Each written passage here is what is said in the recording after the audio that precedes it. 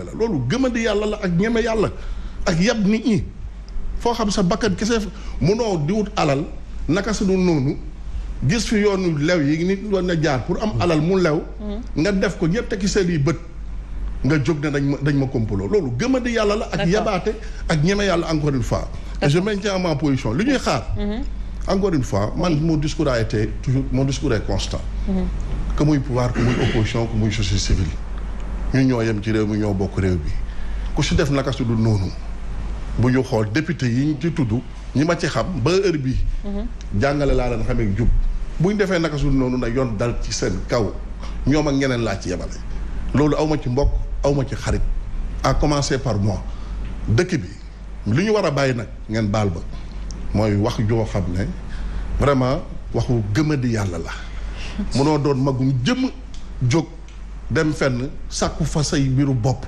kenn yebalu la kenn diriwu la kenn forcé wu la coow topp la fa wala tuuba nga jóg de jëw mu jaambur bee toog fële yëgu la xamul ca la nga ne nga jóg accusé ko loolu ñëw yàlla d'accord alors Serigne Saliou est-ce que justement cette thèse du complot n'a pas bon dos?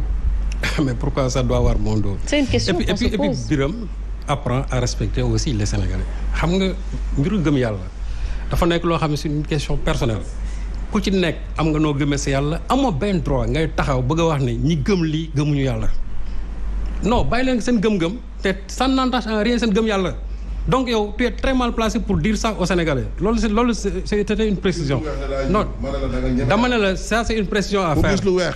mais gëm yàlla nit ñi daal tu n'as pas le droit de nier non amoo droit boobu dama ne amoo droit di wax nit ñi gëmuñu yàlla ku gis lu weex ku nekk am na droit de lii complot la ku gis lu weex da daa ñuul très bien ma ne la da nga ñeme yàlla très bien mais tu n'as pas ce droit là ku gis lu weex da daa ñuul tu n'as pas ce droit et apprends à respecter les Sénégalais par rapport à la question voilà ku gis lu weex da daa ñuul ma ne la da nga ñeme yàlla gis nga Sénégalais yow mi war a société civile ku na am fi nga féete il faudrait que quand même ñu am un débat apaisé ku nekk joxe sa opinion sëñ Saliou s'il vous plaît sëñ Saliou non man su nekk dagg ma de ñaar yoon nga ma dagg ma heure bu la neexee man je ne souffre pas dagg ma heure bu la neexee Sénégalais yi dama ne dagg ma heure bu la neexee je n'en souffre pas mais li ma lay wax dama ne la gëm yàlla nit ñi daal bàyyi ko loolu laay am lu ma lay wax encore une fois je continue mag bu gis lu weex ne daa sëñ Saliou avant de continuer mais gënoo leen gëm yàlla avant de continuer sëñ Saliou s'il vous plaît alors gënoo leen gëm yàlla dama leen di ñaan s'il vous plaît Birame s'il vous plaît dama leen di ñaan dama leen di ñaan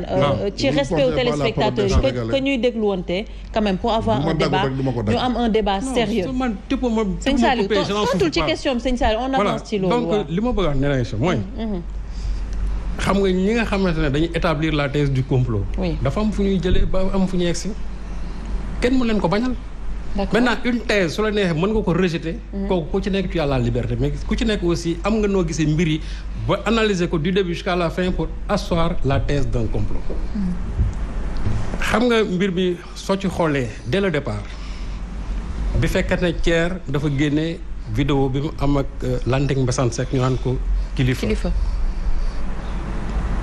bu fekkonte ne amoon na matière je crois à autosaisine qu'est-ce qui a empêché 2 jours 3 jours après le procureur de la République s'autosaisir vidéo bi circulé na partout te xam nga bu ñuy wax entre deux privés c'est rare nga gis un procureur de la République deux privés à condition que mu nekk loo xam ne trouble à l'ordre public la ou bien mu nekk loo xam ne dafay jeter le discrédit sur l'État mais un procureur boo xam ne deux particuliers ñoo doon conclure affaire thèse ou passeport nga ci autosaisir alors que y a des cas de yoo xam yu gën a flagrant fii loo xam ne dafay troubler état bi loo xamante ni des gens qui ont porté plainte devant le procureur de la République ñu jël seeni plainte teg ko fële alors que fii y a même pas de plainte fii c'est le procureur qui s'est autosaisi sur cette affaire là li Damboj wax moom laa gëm il y a un contre-feu qu'on essaie d'allumer pour mën a fay mbirum député yi parce que 45 jours après bi affaire bi amee coowul député yi jóg ñu yëkkati lële et on a tout fait pour qu'une certaine presse chaque jour bu ñuy xëyee def aussi en tout cas des accusations à charge sur ces gens-là. Moi, je ne les discute pas. Mais est-ce qu'on peut se baser sur ça pour dire que quand même contre-feu lañ doon bëgg mais j'arrive. D'accord, mais j'arrive. Allez-y. waaw tu peux te taire s'il te plaît. J'arrive. Allez-y. dama ne. loolu dafa am benn homme politique français bu doon wax ne gis nga mbir. heure bu yëkkati ko nga bu koo fat da ngay jël beneen mbir nga yëkkatiwaat ko boo fexe mën a fatt bële.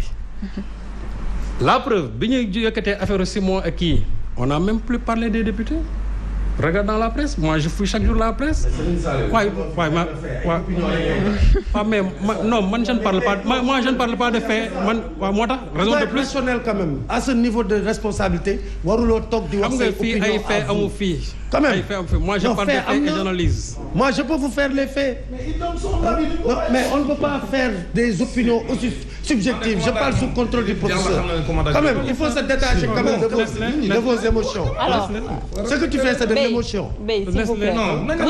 Vous aurez votre temps de parole. C'est grand, vraiment. Non, mais man kay mutu non franchement. Da nga subjectif. Tu es le premier parti d'opposition dans ce pays. Mais s'il vous plaît. Tu es un intellectuel. Vous aurez votre temps de parole. Lépp loo am rek. Lépp loo wax rek xool. Sëñ Saliou yeggalil. Lépp loo wax rek nangul naa la ko. Yeggalil sëñ Saliou. Tu as parlé du début jusqu'à la fin. On attend de vous un débat intéressant. On n'attend pas de vous ñuy nekk di xëccoo ay paroles. C'est pas ce qu'on attend de vous. Le principe de cette émission mooy vraiment nañ joxante cër ci biir mbir mi. Léegi loolu c'est là étant j'ai dit mbir mi bi mu amee le procureur 45 jours s'est autosaisi. Oui. On a mis en dessous l'affaire des passeports de députés te boobu nag moo gën a grave parce que xam nga tax ma wax la ko. Ce sont des élus du peuple et puis ça c'est des passeports diplomatiques encore. Xam nga passeport diplomatique tey bu ñu demoon ba xool ba ci biir mais la responsabilité de qui est engagée. Mais le ministère des Affaires étrangères parce que moom mooy signé moo am délégation de signature le secrétaire général mën na ko signer ou bien son DC ñoo koy signer ñooñu rek trois yooyu ñoo am habilité pour signer ko. Passeport diplomatique yi fi gars yi yor yëpp ñoom ñoo koy signer. C'est-à-dire que tey si même bu ñu ubbi woon une information sur ça. C'est-à-dire que le ministère des Affaires étrangères dafay sera éclaboussé. Parce que dañ ne ñan ñooy jël passeport yu bëri yi di ko signer ñi di leen ko jox te même li ci nit ñi xamul xam nga même député yi ñu wax nii boo xoolee les ayants droit yi ñi nga xam ñoo war a am passeport ayants droit yi laa de. xam nga dérogation day am mais ayants droit yi. député yi simple yi nii amuñu ci droit ce sont les députés du bureau de l'Assemblée ñoom ñooy les premiers ayants droit maintenant le président de la République mën na def dérogation bindal daal ne kii nañ ko defal passeport diplomatique. Mais comment ces députés simples là nga xam ñoom dañoo war a defal dérogation nan lañ mën a demee ba am ay. loi bu ñu voté. waaw may ma. dama koy wax loolu aussi. dama koy jox information bu mu xamul. may ma. Les députés ont voté une loi. Hélène Tine moo ko wax ma dégg ko ñoom ñoo voté loi bi dugal ci jabaru député yi. C'est une information que je vous donne monsieur. ci Hélène Tine nga ko déggee. mais en tant que député. Hélène Tine n'est pas député. Hélène Tine n'est pas député toi aussi. non ci législature am laa wax. bu nekkee député. ñoom ñoo ko voté. waaw mais c'est pas dans cette législature. Alors je ne viens jamais ici dans cette émission. Les députés c'est pas une dérogation. C'est une loi. s'il vous plaît mais di nga am sa temps de parole s'il vous plaît.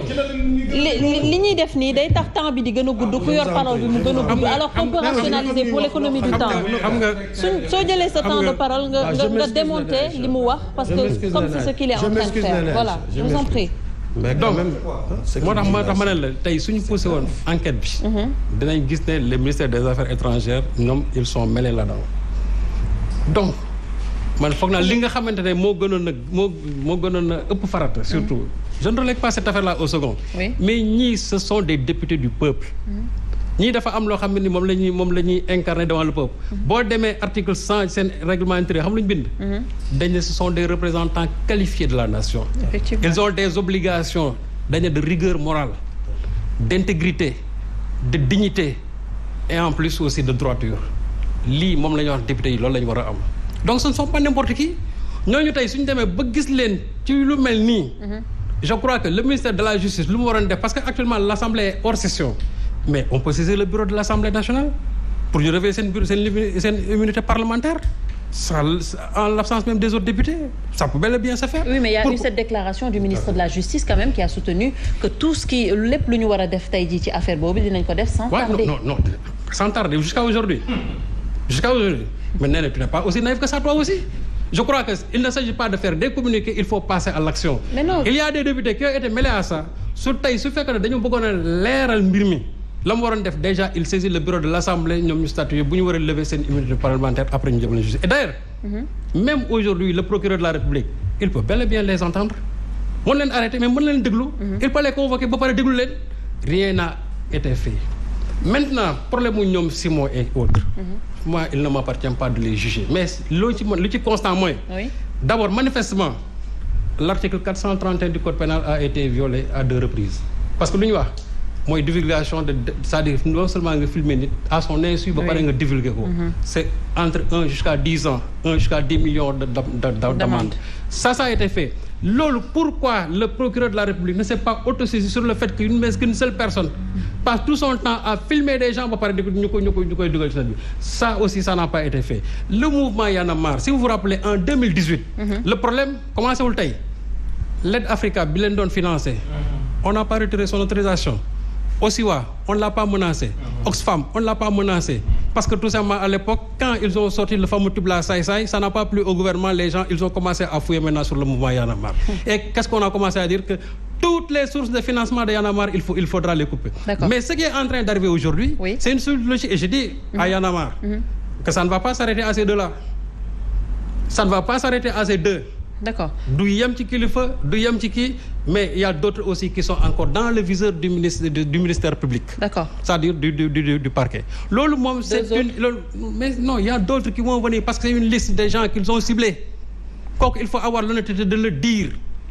Aujourd'hui ce mouvement-là j'ai dit que c'est pas en jetant le discrédit sur deux ou bien ñaar même tey li ñu doon tuumal suñ ko defoon. C'est pas ça qui va tuer Y en a marre parce que xamul tax. Y en a marre c'est une philosophie c'est un idéal boo xam ne qui n'appartient pas à ces gens-là. D'accord. C'est-à-dire combat bi nga xam ne moom lañ doon mener en 2011. oui Macky Sall àndoon ceeg ñoom ba dem fekk leen seen siège di leen wax ba bëgg leen jël seen biir gouvernement ñooñu fa ñu nekkoon idéal boobu. tey même su fekkee dafa am ñaar ñoo xam ne ni dañoo dëppoo ak loolu aussi. mais idéal boobu moom la Sénégalais yi di topp jusqu'à aujourd'hui. Et je pense que de pareils mouvements. soo leen dooleelul. alors soo leen encadré wul soo leen joxul ay sources de financement tu n'as pas le droit quand même non seulement ngay couper seen sources de financement. nga bëgg leen yàq parce que tout simplement ils ne sont pas avec toi mais aussi. Tu cherches noise à tous les gens yi nga xam ne ñoo nekk ci biir monter des gens te le problème qui se pose mooy aujourd'hui je vais finir par ça termine par ça sëñ Saliou. Ceux-là qui divulguent les vidéos procureur foofu la war a accès qui divulgue les vidéos aujourd'hui il y a une autre vidéo et c'est là où nous sommes en danger la vidéo concernant Bougazelli qui fait le tour de la toile et là c'est en présence j'ai dit de policiers. C'est en présence de policiers dans une voiture où il n'y avait que des policiers. Qui est l'intrus dans cette voiture-là pour aujourd'hui? Je crois que bu fekkee ne autosaisir la ñu war a def il faut qu'on s'autosaisisse sur ces gens-là qui sont en train de faire circuler ces vidéos. Parce que la République est en danger. C'est important. Gis nga suñu ko moytuwul. Gis nga demain. Le couteau là va se planter. C'est-à-dire effet boomerang lay am. Par rapport à ces vidéos c'est important parce que quand même mënuñu jël filmer nit à son insu di ko tasaare noonu ci réseaux sociaux yi je pense que dinañ ci ñëwaat def ci tour de table mais il faut que ñuy gaaw bañ a interrompre parce que suñu interrompre rek duñu dégloonte ñi seetaan duñ ci jàng dara te on perd du temps donc il faut que ñuy gaaw damay jox Omar Faye ak professeur laata may ñëwaat ci yéen nos chers invités alors Omar Faye yow bëggoon nga ci joxe sa analyse par rapport à tout ce qui a été dit déjà. waaw bon xam nga man je suis sur la forme je ne vais pas entrer dans le fond du débat parce que egguñu foofu. beneen épisode la. damay gérer affaire Sonko rek laay gérer bi. Parce que tu as entendu tout de suite Serigne Saliou parler de problème de comportement des députés. Je l'avais dit ici avec Sonko